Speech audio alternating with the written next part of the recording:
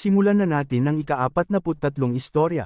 At habang patuloy na magkaharap sina Amilheart at Saul sa lupain ng Lobtain Prairie, natanong ni Amilheart kay Saul kung bakit ang kanilang reyna ay nandito. Subalit tinanong lang siya ni Saul kung siya ba ang nagmamay-ari ng dragon vein na ito.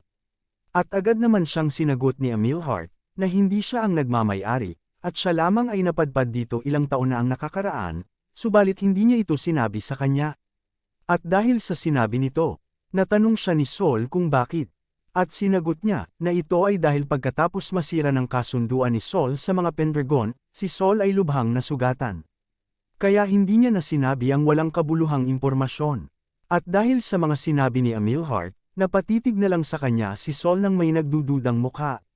At pagkatapos nito, natanong ni Amilheart si Saul kung bakit siya pumunta dito. Subalit hindi ito sinagot ni Saul at siya ay nagpatuloy lang sa pakikinig sa kanya. At nasambit ni Amilheart na pagkatapos niyang mahanap ang lugar na ito.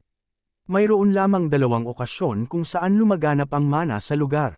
At ang unang pangyayari ay noong panahon ng tagsibol. At ang ikalawa ay noong ang kanilang reyna na si Saul ay muling nakagawa ng kasunduan sa mga Pendragon. At dagdag pa nito, na ang lalaking Pendragon na si Eren, ay hindi lamang mayroong aura ng isang dragon, kundi mayroon din itong aura ng isang demon god sa loob ng kanyang katawan. Kung saan nagpatuloy lang si Saul sa pagtitig sa kanya. At napaisip din si Saul sa panahon ng tagsibol. Ito ay dahil ito ay ang oras ng pagbuhay muli ni Raven sa katawan ni Eren Pendragon. At nasambit ni Amilheart, na hindi niya pa naririnig na mayroong isang tao na nabigo na makagawa ng kasunduan, subalit nagawa nitong magtagumpay sa ikalawang pagkakataon. At sa eksaktong araw na iyon ang mana sa Lobtain Prairie ay nagwala. At dagdag pa nito, na ang kanilang reyna ngayon ay lumitaw na lang bigla dito nang hindi man lamang nito nalalaman. At may seryosong mukha nitong natanong si Saul kung mayroon ba siyang alam tungkol dito, at kung sino nga ba talaga si Eren Pendragon. Subalit hindi siya sinasagot ni Saul at patuloy lang siyang tinitigan nito. At bigla na lang pumasok sa alaala ni Saul ang nakaraan kung saan si Eren at Raven ay napugutan ng ulo. At ang mga oras nang nagtipon ang lahat ng mga dugo sa himpapawid habang siya ay lumilipad. At sinagot ni Saul si Amilheart na hindi niya ito masasagot sa ngayon. Kung saan dahil sa sinabi ni Saul, napatingin na lang din si Amilheart sa kanya. At pagkalipas ng ilang sandali, makikita natin ang pagbukas ng mga pakpak nito. Kung saan siya ay agad na lumipad para umalis.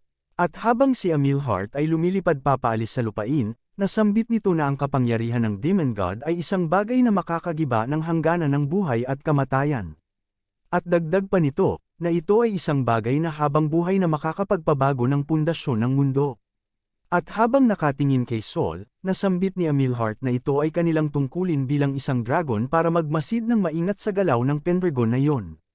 At agad naman siyang sinagot ni Saul habang nakatingala sa kanya, na ito ay kanyang alam. Subalit dagdag pa nito habang nakatitig kay Amilheart ng may seryosong mukha, na ang batang ito ay kanyang pinili bilang kanyang contractor. At habang patuloy na nakatitig si Saul kay Amilheart, nasambit nito, huwag mo yang kalimutan, ang itim na sage na si Amilheart. Kung saan pagkalipas ng ilang sandali, makikita natin si Amilheart sa kanyang anyong dragon na papaalis sa lupain ng Lobtain Prairie. At habang ito ay paalis, makikita natin na patuloy na nakatingala sa kanya si Saul. Kung saan bigla na lang nitong nasambit ang pangalan ni Eren.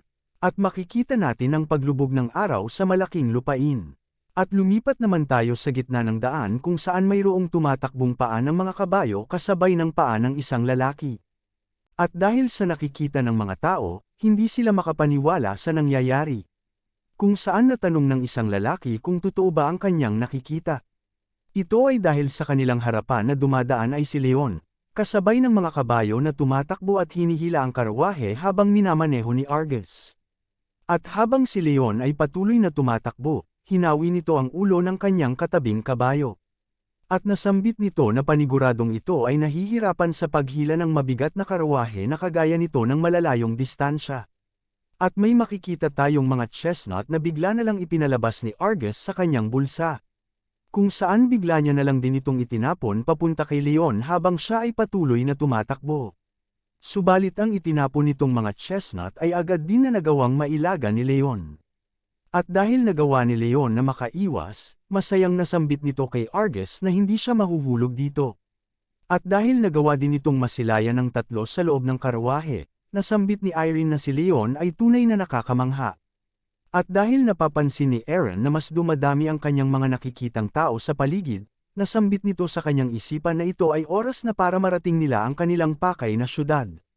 Kung saan habang tumatakbo si Leon, napaturo siya sa kanyang nakikita, at may labis na tuwa at pagkamangha sa kanyang mukha nitong tinawag ang atensyon ng kanyang guro at ang kanilang batang lord. At ang itinuturo nito ay ang napakalaking syudad ng imperyo na napapalibutan ng tubig at ng mga malalaking pader. Ito ay ang pangunahing syudad ng imperyo, ang Imperial Capital, kung saan nang makalabas si Aaron, Lindsay at Irene sa kanilang karwahe, nanlaki ang kanilang mga mata dahil sa pagkamangha sa kanilang nakikita. At habang patuloy na nakatingin si Aaron sa syudad ng imperyo, nasambit nito sa kanyang isipan na ito ay mayroong mga pader na nakatindig sa harapan ng malaking ilog ng 5 milya. Subalit ito ay kanyang binawi, at nasambit nito na ito'y malapit sa 10 milya. At ang gate na patungo sa loob ng ibabang bahagi ng syudad, mayroong hindi mabilang na mga tao na pumapasok at lumalabas na parang mga langgam. At habang patuloy ang grupo na namamangha sa kanilang nakikita, nasambit ni Aaron sa kanyang isipan na marahil sa labas na bahagi pa lamang ng gate ay mas marami na kesa sa kabuuan ng populasyon ng teritoryo ng mga Pendragon. At dahil sa nakikita naman ni Argus, nasambit nito na hindi niya gusto ang mga matataong lugar. At agad naman siyang sinabihan ni Leon na huwag siyang mag-alala, kung saan napatanong si Argus kung ano ang kanyang ibig sabihin. At habang tinuturo ni Leon ang gate na nasa kabila, nasambit nito na ang pintuan na kanilang dadaanan ay ang nasa unang gate. Kung saan napatingin si Irene, Lindsay at Aaron, at dahil sa nakikita ni Irene, nasambit nito na ito ay walang laman o wala man lang tao, hindi katulad ng gate na nasa kabila. At pagkalipas ng ilang minuto, makikita natin na nakarating ang karwahe ng mga Pendragon sa unang gate na mayroong napakalaking gintong pintuan. Kung saan nang makarating ang mga Pendragon ay agad silang pinahinto ng mga nagbabantay na kawal.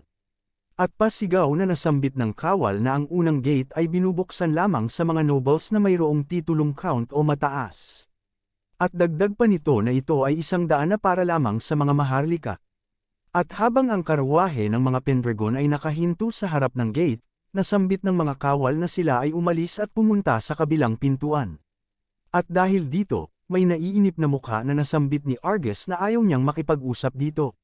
Kung saan agad nitong tinawag si Aaron para siya ang humarap sa mga kawal. At agad din naman siyang lumabas sa karwahe, kung saan ang paglabas nito ay ipinagtaka ng isang kawal. At nang makalabas si Aaron sa pinto ng karwahe, siya ay napatingin sa lahat ng mga kawal na nagbabantay. Kung saan sila ay natigilan sa kanilang kinatatayuan dahil sa paglabas nito. Nang bigla na lang nagulat ang lahat sa isang malakas na tunog na nanggagaling sa loob ng malaking gintong pinto. At makikita natin na napatakip si Argus at Aaron ng kanilang mga tainga dahil sa lakas ng ipinapalabas na tunog, kung saan naiinis na natanong ni Argus kung para saan ang tunog na ito. At makikita din natin si Lindsay, Irene at Leon na napatakip din ang kanilang mga tainga, kung saan nasambit ni Leon na sa tuwing ang mga direktang angka ng royal family o ang isang duke ay papasok, pinapatunog nila ang mga trumpeta sa gate. At pagkalipas ng ilang sandali, makikita natin ang pagbukas ng malaking gintong pinto, kung saan mayroong kulay itim na karwahe ang lumalabas. Nang bigla na lang itong napahinto sa harap ng grupo ng mga Pendragon, at bigla na lang din na bumukas ang pinto ng karwahe. Kung saan mayroong mga paa ang sumulpot sa pinto para tumalon palabas. At may makikita tayong lalaki na napaluhod sa lupa sa harap ni Aaron dahil sa biglaang pagtalon nito. At ang lalaking ito ay ang kasama ni Aaron sa laban na naganap sa lungsod ng Leos sa mansyon ni Count Segunda. At ito ay ang ikalawang prinsipe ng imperyo na si Ian Aragon. Kung saan habang tinuturo nito si Aaron, nasambit nito, mukhang maayos ka lang gaya ng dati, puting dragon na duke, Aaron Pendragon. At may naiinis na mukha naman siyang sinagot ni Aaron, gaya ng dati, ikaw ay maingay pa rin, Ian Aragon. At habang patuloy na magkaharap sa isa't isa sina Aaron at Ian sa kanilang kinatatayuan. May bigla na lang lumabas galing sa loob ng karwahe at kaagad nitong tinawag si Aaron, kung saan naagaw ang pansin ni Aaron. At ang babaeng lumabas na ito ay ang babaeng kapatid ni Ian, nakasama din nila sa lungsod ng Leos, ang prinsesa ng imperyo na si Ingrid Aragon. At agad din na nagbigay respeto si Ingrid kay Eren, kung saan siya ay yumuko at nasambit nito na sila ay matagal nang hindi nagkita. At may pang-aakit na natanong ni Ingrid kay Eren na ito ay una nilang pagkikita pagkatapos ng insidente sa Leos. Kung saan dahil dito, si Eren ay nagpalabas ng nakakatawang naiinip na mukha. At sa karwahe ng mga Pendragon ay lumabas din si Lindsay at Irene, kung saan masayang tinawag ni Irene ang prinsipe at ang prinsesa. At habang si Lindsay at Irene ay nagpapalabas ng labis na tuwa sa kanilang mukha, nasambit ni Irene na ikinagagalak niya ang mga ito na muling makita. Kung saan dahil dito, agad din na napatakbo si Ian papunta kay Irene, kung saan napatingin sa kanya si Eren at Ingrid ng may nakakatawang mukha. At nang makalapit si Ian kay Irene, agad nitong kinuha ang kanyang mga kamay. At habang hawak-hawak niya ang mga kamay ni Irene, nasambit ni Ian na sa konting panahon na hindi sila nagkita ay mas lalo siyang gumanda. Habang si Ingrid naman ay patuloy lang na kinausap si Eren. Kung saan dahil dito, si Eren ay nagpalabas ng napapagod na mukha. At siya ay napaisip na ang Imperial Capital ay totoo ngang isang magulong syudad. At dahil naman sa mga kaganapan, natanong ni Argus kung siya ba at si Leon ay kanilang hindi pinapansin. Kung saan agad naman itong sinagot ni Leon ng yes sir. At pagkalipas ng ilang minuto, pumunta naman tayo sa loob ng kastilyo ng Imperyo. Kung saan makikita natin si Ian at Ingrid na nakaupo sa isang lamesa. At habang hawak-hawak ni Ian ang kanyang inumin, nasambit nito kay Eren na kamakailan lamang, siya ay ang naging pinag-uusapan sa buong lungsod. At makikita natin si Eren at Irene, nakaharap si Ian at Ingrid sa isang lamesa. At agad naman siyang nakangiting sinagot ni Eren na siya ay nagmumukhang pagod. Kung saan bigla na lang napataas ng kilay at napatayo si Ian sa kanyang inuupuan, at habang tinuturo si Eren, pasigaw nitong nasambit na siya ang dahilan dito. Ito ay dahil si Eren ay naglilikha ng gulo kahit saan siya pumunta. At habang nagpapalabas ng namumroblemang mukha, nasambit nito na nung una sa lungsod ng Sisak at ngayon ay sa lungsod ng Alice. At natanong nito si Eren kung gaano pa ba nito pag-aalalahin ang kanyang babaeng kapatid. At dagdag pa nito na tuwing nakikita niya si Ingrid na nag-aalala, siya din ay nagiging apektado. Kung saan namula ang mga pisngi ni Ingrid dahil sa kanyang mga sinabi. Subalit may seryosong mukha siyang sinagot ni Eren, na bilang duke, ginawa niya lang ang kanyang tungkulin. Kung saan dahil sa nasambit ni Eren, bigla na lang natigilan si Ian at Ingrid sa kanilang kinauupuan. At may seryosong mukha na natanong ni Ian kung ang salarin ba na kanilang nahuli ay si Tylan. At agad naman siyang sinang-ayunan ni Eren, at dagdag pa nito na ipapahatid niya sa kanyang mga tauhan si Tylan dito mamaya. At dahil dito, natanong siya ni Ian kung ito ba ay magiging maayos lang, dahil baka ang mga tauhan niya ay aatakihin habang papunta sa Imperyo. At agad naman siyang sinagot ng nakangiti ni Eren na wala siyang kailangan na ipag-alala. Dahil ang kanyang mga tauhan ay may sapat na kakayahan. At may seryosong mukha na nasambit ni Ian kay Eren, na ang kasalukuyang sarili nito ay mayroong maraming kalaban. Karagdagan sa mga kakampi ni Count Louvre. At naroon din si Gobernador Segunda, kung saan ang kanyang impluensya ay sumasaklaw sa buong imperyo. Kung saan napatingin na lang sa kanya si Eren. At dagdag pa ni Ian, na subalit sa magaganap ngayon na seremonya ng pagbibigay ng parangal, dalawa sa mga duke ng imperyo ang pupunta, kasama si Duke Lindegor at Duke Arangis. Kung saan, dahil sa narinig ni Eren, nanlaki ang kanyang mga mata at siya ay natigilan sa kanyang kinauupuan. At bigla na lang bumalik sa alaala nito si Teleo Arangis. At nasambit ni Ian habang nag-iisip, na hindi siya makapaniwala na ang Osong Duke at ang Sea Dragon King ay magpapakita ng kanilang mukha sa imperyo. Ito ay dahil minsan lang sila magpakita, kaya natanong nito sa kanyang sarili kung ano kaya ang pakay ng mga ito. At habang nakatingin si Eren kay Ian, natanong niya ito kung pwede ba siyang makahingi ng pabor sa kanya. At nasambit ni Eren na gusto niya na tipunin ni Ian ang pinakamalakas na mga knights ng imperyo. At lumipat naman tayo sa pasilyo sa loob ng mansyon, kung saan makikita natin si Argus, Lindsay, at Leon. At makikita natin na nagawang madurog ni Leon ang chestnut gamit lamang ng kanyang isang kamay. At dahil dito, natutuwang pinakita ito ni Leon kay Argus kung saan pasigaw nitong nasambit sa kanyang master na ito ay kanyang nagawa. At agad naman siyang sinenyasan ni Argus para lumapit at ibuka ang kanyang kamay. Kung saan bigla na lang nitong hinulog ang tatlo pang mga chestnut, at nasambit nito kay Leon, na ngayon gawin niyang basagin ang tatlo ng sabay.